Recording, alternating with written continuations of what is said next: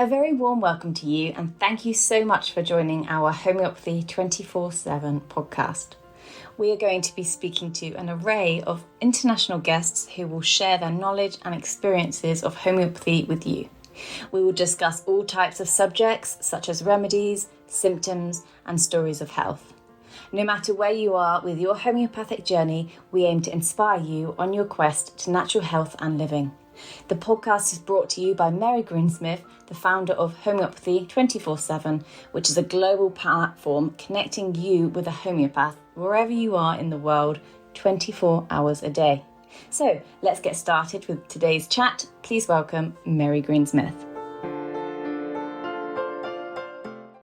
Hello and welcome to this week's podcast. It's lovely to have you join me. I'm going to be talking about symptoms.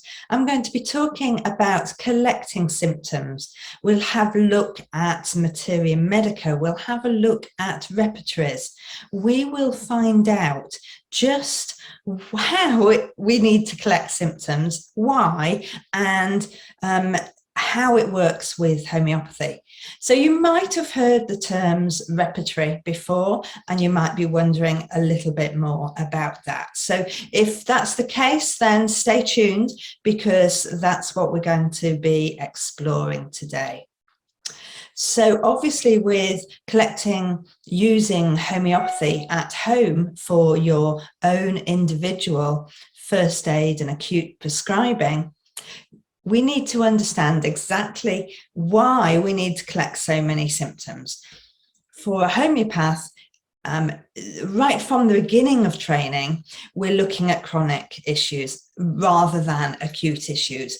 And so obviously the importance of collecting the symptoms of the whole story is really important, because there are so many remedies. So let's just take an example of, for instance, if somebody says to me they've got vertigo, and I think, oh, okay, here we go then. Tell me a little bit about this. Now, the reason is because if I were to look in the Repertory, so the Repertory is the book of symptoms. So it's going to have all of the symptoms as people perceive the symptoms, as people experience a symptom. And then it's going to tell me all of the remedies that has already been used and might be useful for that specific symptom. So if I were to look in a repertory under vertigo, I will actually find 16 pages of different ways of experiencing that symptom and the associated remedies for each of those. So obviously the remedies will be repeated for certain things.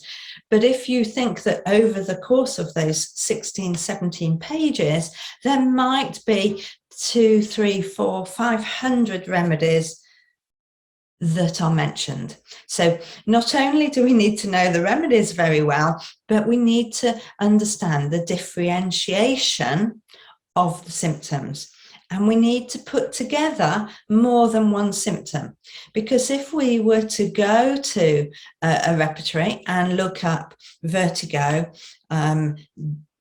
dizziness, worse bending down, better standing up, or it could be worse standing up from sitting down, there might be 50 remedies in each of those different variations. So quite often I'm asking, what happens when you're in bed? So lying vertically, if you turn your head, are you getting any sensation of dizziness at all?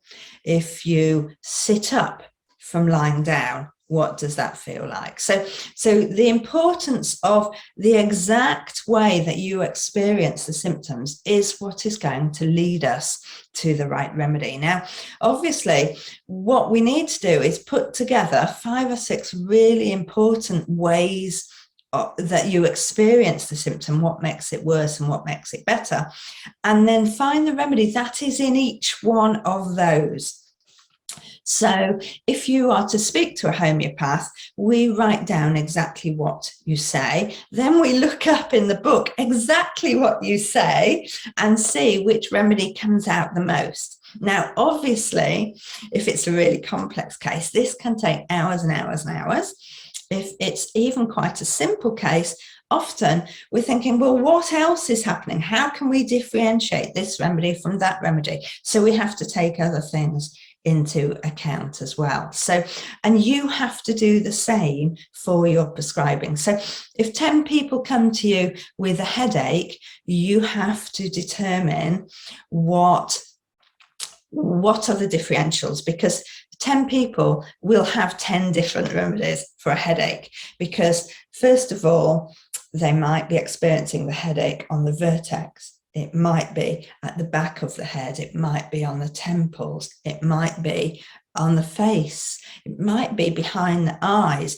It might start on the right and it go over to the left-hand side. So, depending on exactly how they're experiencing these symptoms will lead us to a set of remedies that we then have to determine between.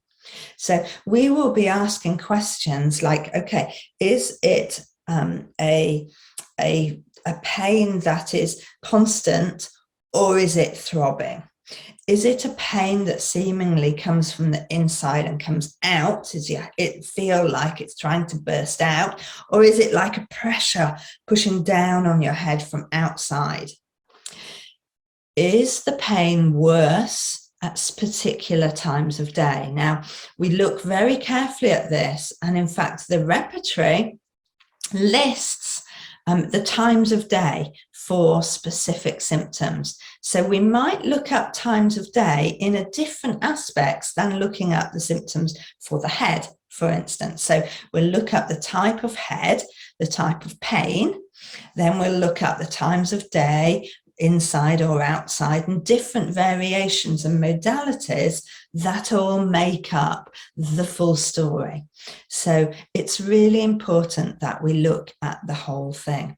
So just so that you got more references, if you go to the website homeopathy247.com, look on learning, and then look on, I think it's got their repertories, it then will click through to different online Materia Medica and repertories, so you can have a look. So Materia Medica is actually the dictionary for all of the remedies. Now, the dictionaries basically were written over 200 years ago. So the language isn't always easy. And quite often now we're thinking, okay, how do we interpret this to mean this? And I'm often thinking, actually, would that be a good thing to write up on? Just some interpretations of the old speak or modern speak, and how do we interpret it in a repertory or Materia Medica? So let me know if that would be of interest, and I'll put it to the team and see if that's something that we ought to be putting together, just something to translate the old language into today's speak, because it's not often people say to you now that they have a stitching pain. They do quite often say a hammering headache, but we use different words nowadays, and I'm often wondering whether we ought to put a translation together, really, for old language and new language.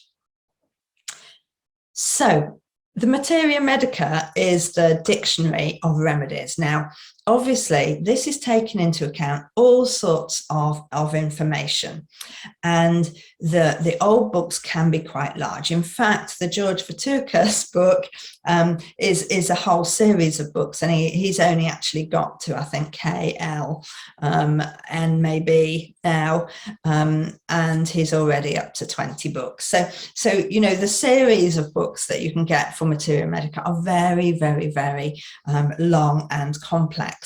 The one that I use is the Murphy's one, which is quite a large volume, but it goes through everything in a lot of detail. So whenever you see a small book, or in our case, we put together little ebooks, we put together little, beginners leaflets, we put together an app. It's just taking very, very small parts of the information, and it's just to make it easy for you to find the most likely symptoms, the most likely remedies that would be used in a first aid situation. So basically what we're doing, we're getting lots of Materia Medica together, we're pulling out the bits most popular, and we're putting that together into little ebooks or on the app, Homeopathy at Home app, so that it's easy for you to find the information. So once we've done that, you might still end up with 2 or 3 remedies that you think, oh goodness, it could be any of those. And you need to go and look at more detail of that remedy. So on the Homeopathy 24/7 website is the learning chapter. Click on resources and you will see there are some links to online Materia Medica, the George Vitukas ones, some of the old ones, some of the old repertories, so that you can actually look online. Now, a lot of homeopaths these days also will have an online system. And basically what's happened is they've uploaded all of the information of all of the books. They can put in which repertories they want to search. They put in the symptom and it brings up all of the remedies, and then you put in the next symptom and it brings up the remedies. So we can very quickly now put in 10 symptoms and get the 10 remedies that are in all of those symptoms. That's if we can interpret it properly and turn the proper language into how it was written in those repertories. So obviously the repertories are dating right from 200 years ago right up till present day. So it's an art. It's very much getting to know as much as you possibly can about repertories and about the remedies themselves. So hopefully the information that we're providing for you is helping you understand a lot more about the main 50 remedies or the main 100 remedies that you will need for first aid prescribing, and actually are used an awful lot for chronic prescribing as well, because as you know, we have 30, 40, maybe even 50 Polycrest remedies. Now, Polycrest remedies are those remedies that have been used so much. We've got a huge picture for them, and they are so useful in so many cases. And for a lot of things, you'll find the Polycrest remedies are really going to be part of your first aid prescribing kit as well. So we've got sulfur, phosphorus, calcarea carbonica, nux vomica, silica, pulsatilla. These remedies are so important for so much prescribing, and just by reading through something really detailed about these remedies will really help you understand their picture. And you will find that you can find books on children's remedies, for instance, and it'll have a whole chapter just on pulsatilla. What makes a pulsatilla child, for instance, because the picture of the remedy not only has individual symptoms and ways of reacting, but it also has personality and character and emotion. So the picture for pulsatilla includes being quite manipulative, really wanting attention, loving attention, and therefore it's got fear of abandonment in there.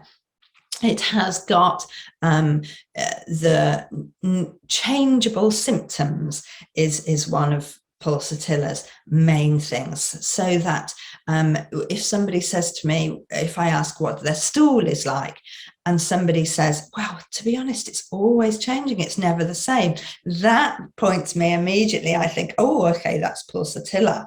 Where does pulsatilla come into this case? So I will then ask other questions. Tell me, does this person know how to get their own way? Do they know how to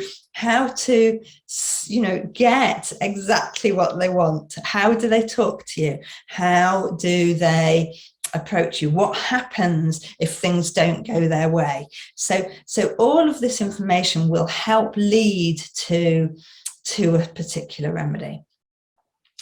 So let's go back a step again and have a look at the repertory. So a repertory is going to have the list of symptoms and the list of subsymptoms, and then it's going to have other chapters that we also will need to have a look at. So let's imagine we've got a headache that is from the vertex, from the top of the head, a real pressure downwards. It usually happens when I wake up in the morning and after lunch, and it's better in the evening, perhaps from 4 o'clock onwards.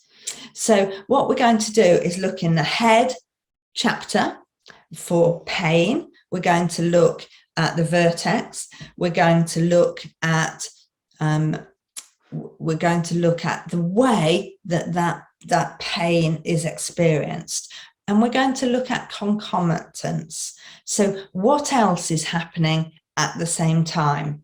So actually my eyes feel really heavy when this happens and I just want to lie down. Or at the moment, I've got a real neck ache just in the top of the back there. That has really been happening for the last 2 weeks. So we want to know what other symptoms are happening now. Another really, really important question that we're always asking is, when did these symptoms begin? And then what was happening before that? So something has made this change happen in your body. So we're trying to find out what that change was. So what was happening emotionally and physically before these new symptoms arose, because that means that we can investigate that time and see if there is something that needs to be solved that came before the actual symptom that we're experiencing.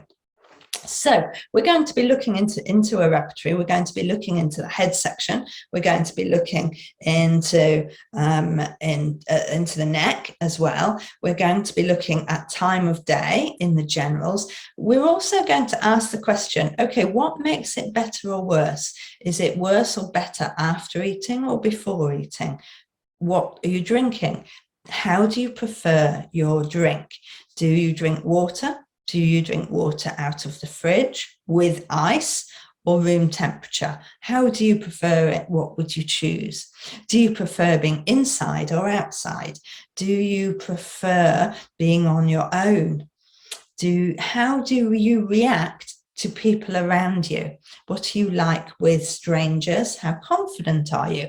We need to know these details as well, because we are going to match your remedy in these areas in the repertory so that we can find the remedy which has got your peculiarities, if you like, the way that you are, as well as the way that you're experiencing the symptom. And this is really, really important to help us find the right remedy.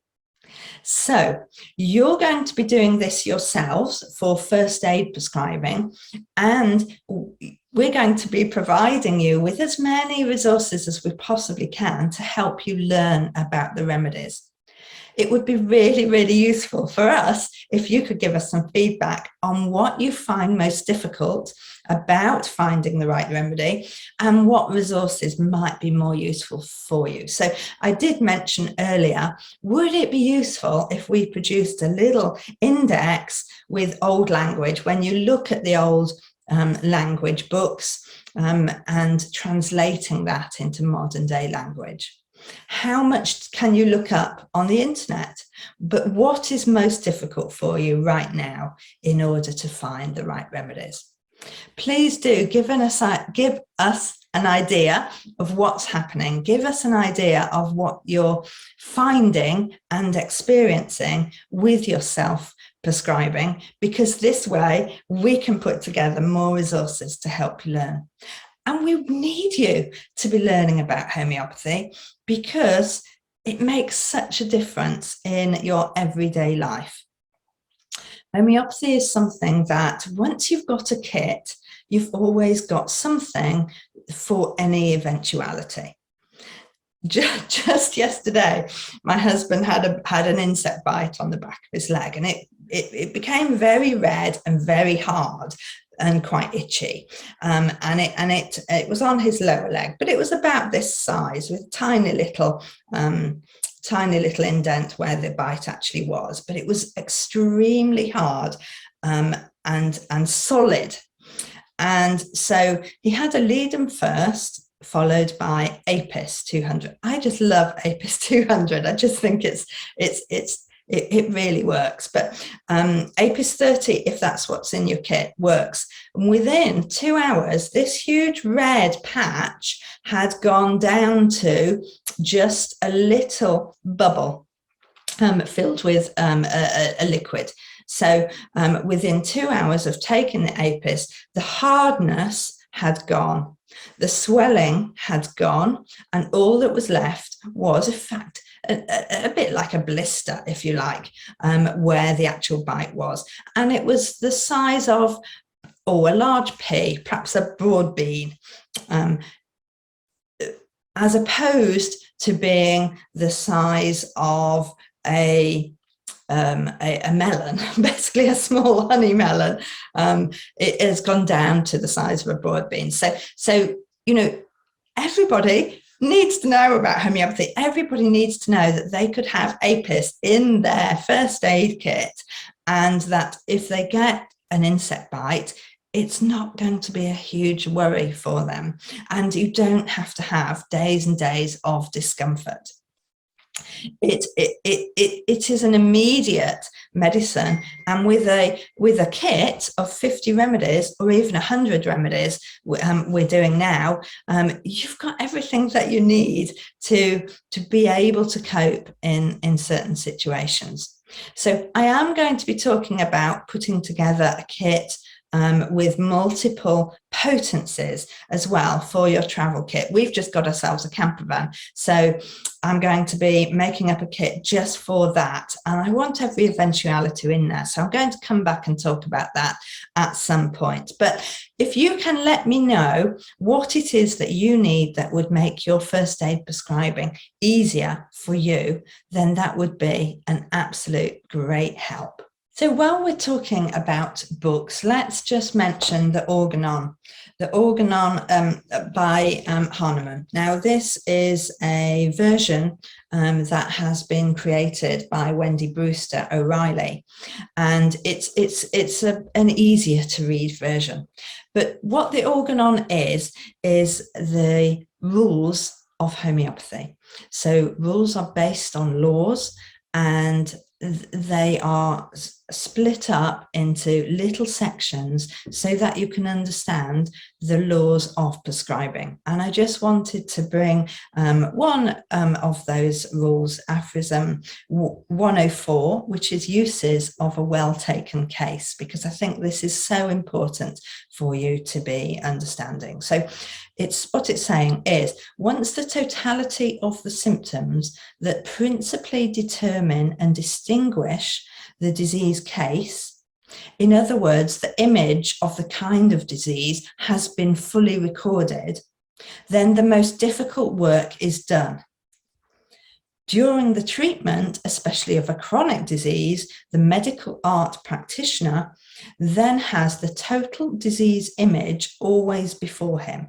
So basically writing down those symptoms and just going back to those symptoms in order to check those against each part of the remedy.